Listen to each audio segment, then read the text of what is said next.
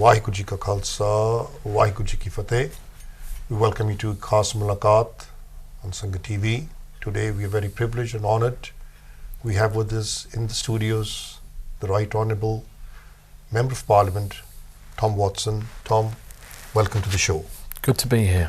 Thank you very much for giving us the opportunity and time and sharing your thoughts with our viewers. Well, thank you for inviting me on. Yeah. Tom, before we start our talk show, just wanted to go into a brief introduction of your life, from childhood, where you were born. Well, I was born in Sheffield in 1967, and I'd got a lot of family members who had either worked in the coal industry or the steel industry up there. But my parents moved to Kidderminster when I was 3 years old, so I was brought up in the West Midlands, and my dad worked in Birmingham, and my mum brought us up. I've got 2 sisters and a brother, and we had a very idyllic childhood. And then I left Kidderminster in my teens and found my fortune in London and at university, and worked in various different areas, from the aid agency Save the Children, to advertising. But my passion is politics and has been since childhood. So what inspired you that you wanted to be a politician? Well, we were always taught, we always discussed the world around us in when I'm excuse me. It was always at the family dinner table. We would discuss current affairs in the world around us, and my parents were, from an early age, would give us an array of newspapers to read so that we could see different political opinions and see, discuss issues that happened around the country. So even as a child, I remember debates about President Nixon and Watergate, or the referendum on the European Union in 1975. They're very vivid childhood memories.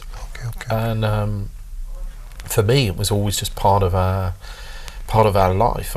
I didn't really know as a child I'd end up becoming an MP, though. Right. Excuse me. Yeah, sure. So you had the interest in politics, as you said, from childhood with the family. Yeah. So what then made you choose, because you've been representing the Labour Party, so what made you choose from the mainstream parties to go with Labour?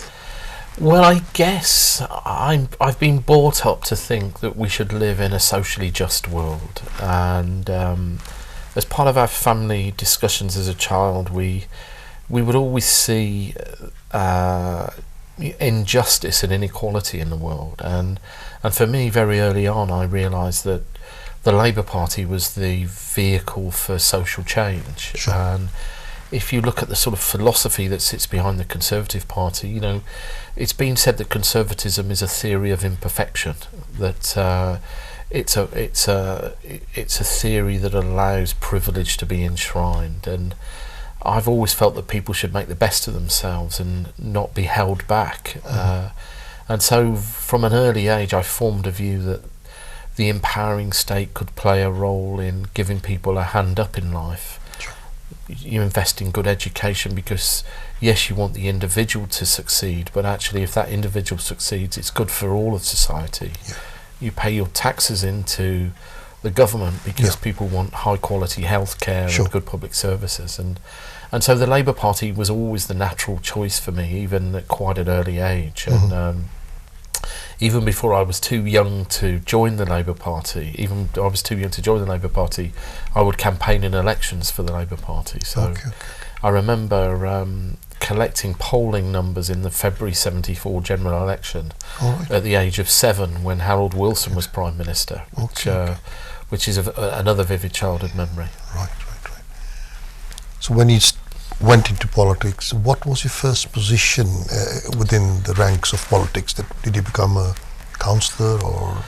No, I'd worked for the Labour Party in a campaigning role and an organising role. But I guess my breakthrough as an MP came when I worked as the political officer for the Engineering and Electrical Union, which is obviously a union with a very rich history in the West Midlands. And because of my work with the union, I ended up on the Rover Task Force in the Midlands, which was the committee set up to try and deal with the potential closure of the Rover car plant. And that was really around, as a result of being involved in that, it was my kind of first break in politics, and I was asked to stand for Parliament by friends and colleagues in this region, and ended up at quite an early age standing for Parliament in West Bromwich at the age of 34, which in political terms is quite young. Normally, if you look at the politician, it's in the ripe age of and I was selected on. I stood for selection and was selected and elected in the 2001 election. So I guess it was my background in manufacturing and engineering, or at least advocacy in that area, that impressed the members in West Bromwich East enough to select me. Sure. So from 2001 up to now, you're the serving MP of West Brom. Yeah, West Bromwich East. And it's a very proud area and it's got a very rich tradition in engineering. Sure. And it's also a very diverse area. Yes. I'm very proud to represent West Bromwich East. It feels, even though I hail from Kidderminster, it feels like home now. Looking back, when I was reading through a lot of things about yourself, as you said, you come from the part you represent is very diverse, and they've had faith in you for so many years, because to be serving for that many terms, and even now in this year's election when Labour did not do too well, you still held your seat. It says something. That what do you think is the most important thing that you are doing right in your area? Well, I think in politics, I see this as, when people have been around a while in politics, I think they sometimes lose the ability to listen and genuinely listen to people they respect and people in their community. And I hope I've still got the reputation for listening to everyone in West Bromwich. We're a very diverse area, and there's a lot of issues, but I think you have to show patience and respect for differing views and differing ideas, and but I think I've still got that reputation, and just trying to patiently resolve problems behind the scenes is sometimes a more effective way than banging a drum and trying to grab headlines. Sure. I think I've got that reputation for being able to do that too. Yeah, I was talking to quite a lot of people, and especially the Sikh community. I think so. The local community you represent in the part have a lot of respect for yourself, and which is very nice for us, and very proud, I think, so for a lot of people, that your contribution to all the communities you represent is very much regarded and respected. And yes, I think it's more than duty for me now. I feel very I feel like the Sikh community, particularly in West Bromwich, they've been very kind and generous to me over the years. And my family, when we visit the Gurdwaras, my kids love coming to the Gurdwara. Sure. And I've got a 10-year-old and a 7-year-old. Okay. They're being brought up as in the Catholic faith. But I was very proud when my son was given a bandana when we went to the with the Golden Temple. Right. And when he went home, he spread it out on his mantelpiece next to his little statue of the Virgin Mary that his grandma had given him. Sure. And so, to be able to bring your children up to know different faiths and to share in those kind of different values that faith brings has been terrifically rewarding to me personally, as well as politically. Definitely. Yeah, you touched on visiting the Golden Temple. I think so, as a Sikh, and obviously we represent one of the Sikh channels in the UK. It's important if you share your thoughts, how you felt when you went to Harmandir Sahib. It was both exciting and very humbling. I went when I was a very young MP. Actually, I'd only been an MP about a year, and I'd actually gone to India to lobby to try and get an office opened in in Jalandhar, so for people who were applying for visas, but wanted to go and visit the Golden Temple, and managed to go there. And I've still got the memories. I remember the giant cooking pots. And just the sheer logistical organisation of the langar to serving so many people, and then to patiently wait to receive a blessing was, you can feel this, there's a sort of deep spiritual sense there, and I felt it was just a terrific honour to go there. In fact, I would love to go back if I end up winning this election in the Labour Party. I would perhaps lead a delegation out there. It would be good to go back there. Sure. We'll come to that, because it's another very big milestone, I think, so which you were trying to achieve as well. We'll just share that with our viewers, that Tom Watson is also running for the deputy leadership contest in the Labour Party. Just want to share, what made you think you want to do that, and what is the reason you think you're doing that? Well, you in politics, you have to look where you can best make a difference. And in my time in Westminster, I've been an MP for nearly 15 years now, and there have been occasions where I've had to swim against the tide of conventional thinking, and it gives a certain independent streak, I think. And for me, I've always been a campaigner. I've always tried to challenge injustice where I can.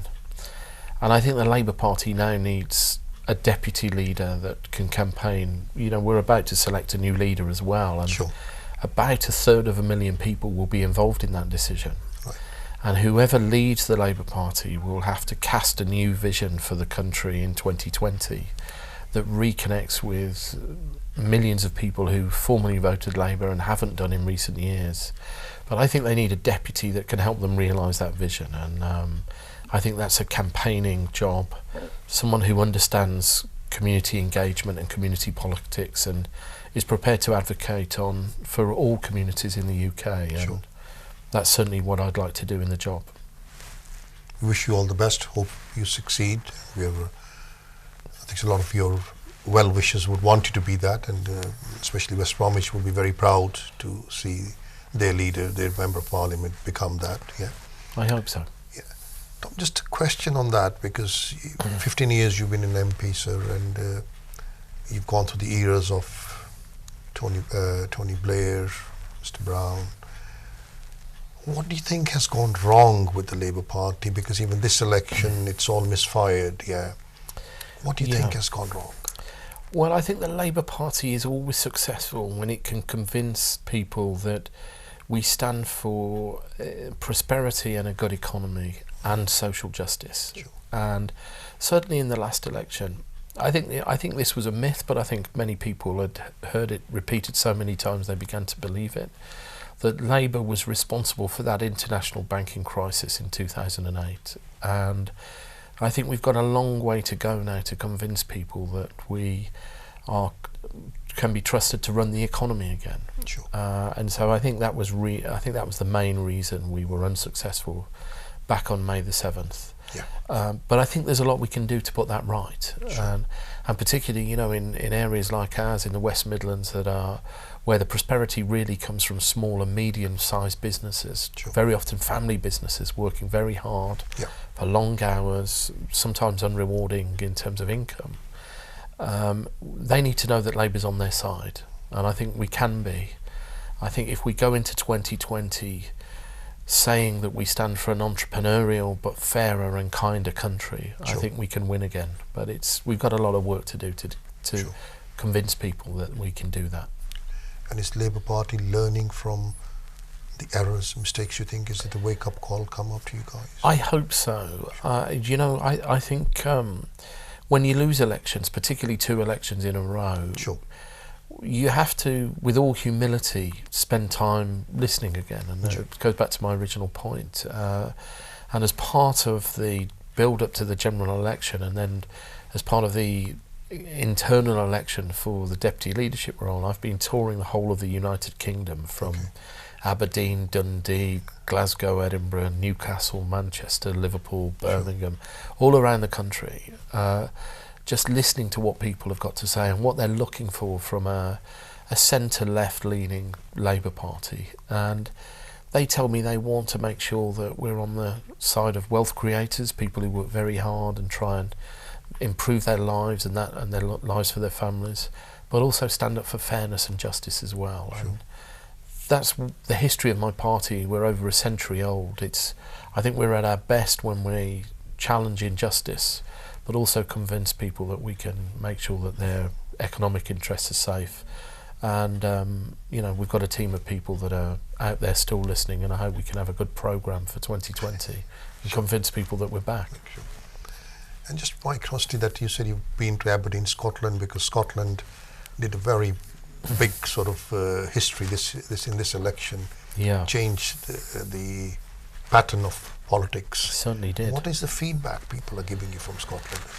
Well, they say, a lot of our members say that the Labour Party in Westminster felt a long way away from the lives of members on the ground. Sure. And they say if we're to be successful again in Scotland, it starts from organising our communities. Sure. Actually, not the Scottish Parliament, our local government base, our councillors who represent people in small areas week in, week out, and make people feel safe in their communities and look after their Sure. concerns. And so I would hope that if I was to be deputy leader, we would work very closely with our members in the towns and cities of Scotland, England and Wales to re-engage our communities and genuinely listen very deeply about what they've got to say. Sure. But they also say we've got to respect that, devolution has meant that some decisions that have previously been taken in London have got to be taken in Edinburgh and in Scotland, and that requires devolving power within our own party Sure. to Scotland in the English regions, and that's quite a key task ahead, I think. Sure.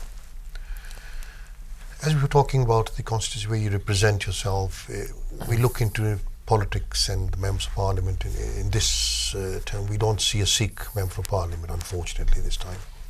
Where is your views? Because you represent a lot of Sikh communities, you represent a lot of Sikh leaders. Where do you think our politicians are going? Are they being groomed to be becoming good members of parliament in the future, do you think? Well, firstly, let me say I very much want to have much more diverse representation, not just in the House of Commons, but in the House of Lords, and also in the other UK legislatures, in the Scottish Parliament and Sure. the Welsh Assembly. I think it is a travesty of justice that there isn't Sikh representation in all of those legislatures. It's just not right when Sure. you think there's estimates of about 600,000 British Sikhs entitled to Sure. stand in elections in the UK. So I think we need to put that right.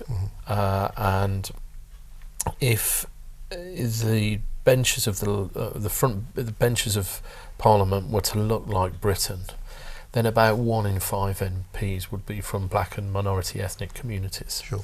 And of course, we haven't got that level of representation. In fact, Sure. on the Labour benches, we're about 90% plus white and tends to be middle-aged men. Sure. So I think we need to very much diversify our representation, and particularly in the Sikh community. I think it's vital that we give support to our members who seek to be MPs, councillors and representatives in Scotland and Wales. Sure. And they need the Labour Party to support them, encourage them, give them training, have a culture change that means that our local parties understand how we need to have a greater representation, and I'm determined to make sure we can do that very, very quickly. Sure. And as a member of Parliament, you meet all sorts of other communities in the United Kingdom, all citizens. As British Sikh citizens, how do you see this community contributing for the United Kingdom? Well, I think we should be immensely proud of the contribution that British and UK London. I sometimes get this in West Brom, proud Sikh, join the Labour Party, please get involved in politics. And sometimes they say to me, look, we're far too busy. The kids are at college working hard, we're working 20 hours a day, we haven't got time, Tom. Sure. And so if I've got any message at all, it's try and spare a little bit of time for politics, because the country needs you. And I think there's a generation of young Sikh professionals out there who understand that now and are beginning to re-engage in political life in a way we've perhaps not seen in recent years, and that's to be encouraged, and is also very encouraging. Sure. And as a community, the contribution in creating jobs, work, where do you see the communities? It's immeasurable. I mean, you look at the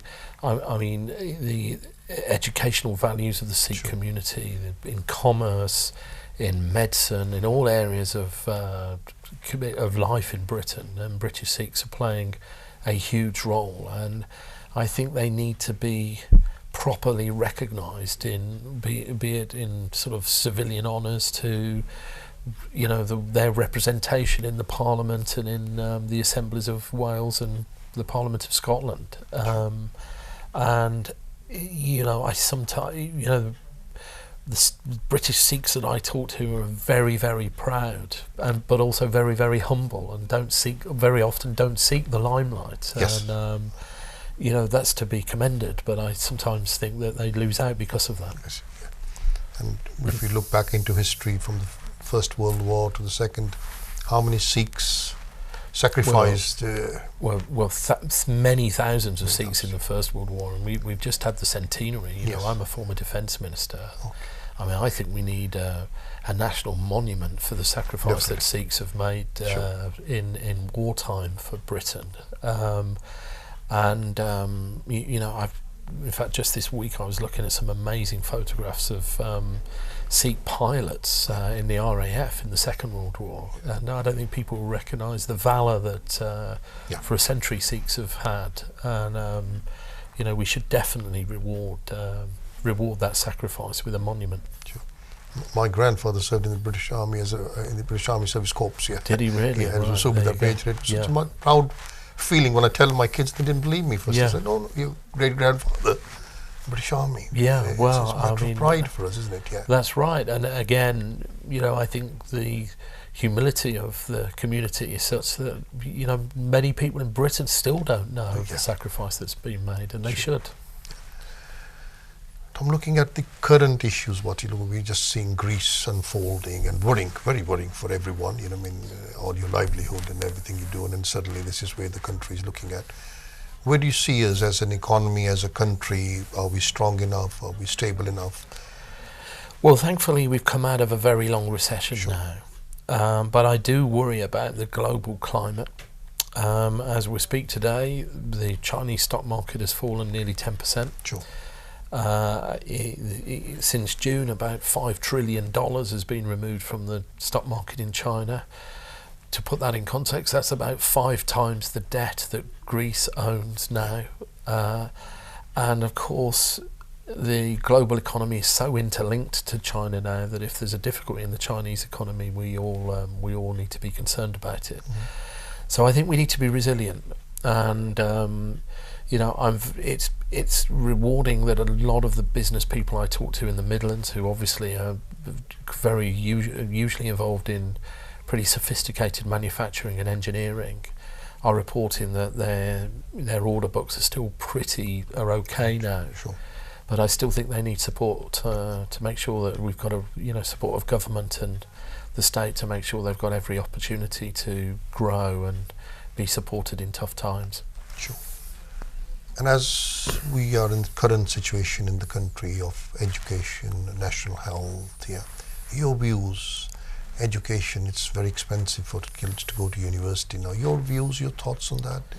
My concern at the moment, I worry about the current generation entering the labour market or about to enter the labour market.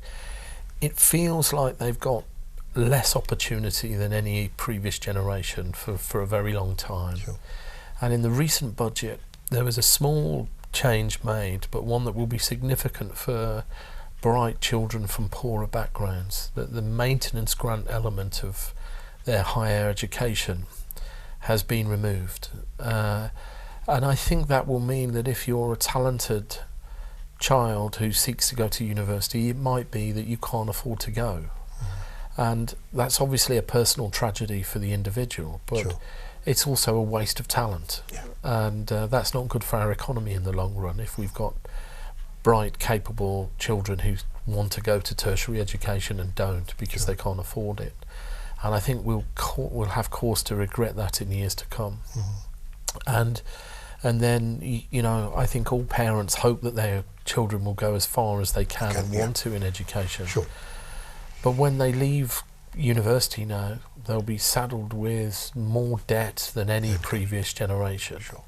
And they'll be entering a labour market with fewer opportunities and decreasing medium incomes. So it's tough out there for this generation, and I hope that we can, in years to come, try and redress that, and particularly as we come out of the economy, come out of the recession, and if the economy begins to grow, we can put some of those matters right. Sure. And again, I think so, which our community, a lot of the Asian communities have always valued family values and all that. What's your thoughts on that? Where do you think we are coming in as a society now? Things are changing, even in our communities, a lot of things are changing. You know, there's a phrase I feel very strongly about, and it says that you can tell the civility of a nation with how it treats its older people. Sure. And you can tell the opportunity of a nation about how it treats its younger people. Yeah. And, you know, whenever I've visited Sikh households in West Bromwich and beyond, actually, there's always a great respect for elders. Yeah. And yet, you know, in the United Kingdom, all the research shows that there are about 1.5 million older people over the age of 60 who live their lives in complete loneliness. When asked, they say every hour of every day they're lonely. Yeah. And I think it says something as about a nation that we don't feel anxious to put that right. Yeah. For me, I think that should be a government priority. And I don't see loneliness among Sikh elders. They're loved, and their families look after them, and the community looks after them. And I think there's a lot that other communities could learn from that. Yeah. Education is a key thing in any countries and any economy. Yeah, we've had a lot of emphasis put by the present government and previous governments on education, to educate, because without education, you're just ruining the society. You've had a lot of faith schools have come up. Yeah. Your views that, where do you think that is the right thing going on? Is it helping the education system? I think people need choice. Sure. I genuinely, I haven't got a problem with faith schools, provided they allow open access and there's a quality of teaching. Definitely, yeah. I think at the heart of teaching, we should put quality teaching. Sure. You know, the country I look at as the best example is Finland, where a teacher is the most revered profession. It's considered the highest form of profession, and that's because they've got the future of children in their hands. And I think in the UK we should try and respect our teaching profession more. And I think if we can do that, then good education follows from that. Because they are the masters who will create, will give all the basic fundamental things to the children. That's right. That's right. Faith, because nowadays the world has become very small. It's with the technology and internet, we're one big interfaith country all over. Faith plays a big role in any country nowadays. Yeah. What do you think faith is playing a big role in the United Kingdom as we shape up for the future? I think faith is important. I have faith. I think that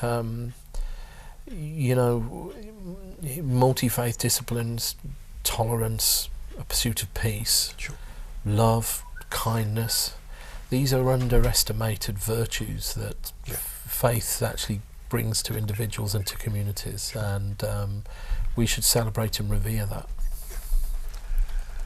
I think so. We're looking at the time. I think so. We are coming to the end of the program. Okay.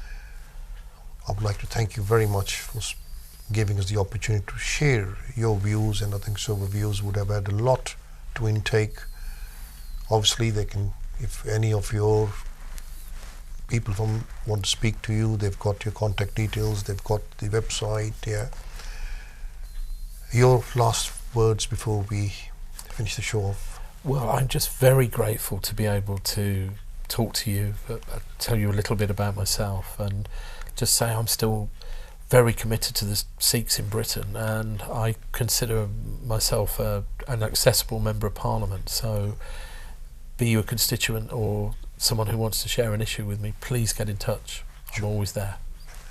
And our prayers are with yourselves that whatever you want to achieve, may God give you the strength and courage to achieve that, and you fulfill the desires of thousands of people who rely on yourself to do better things for them. Wishing you all the best in the future, and hope everything goes in your plan, whatever you want to achieve.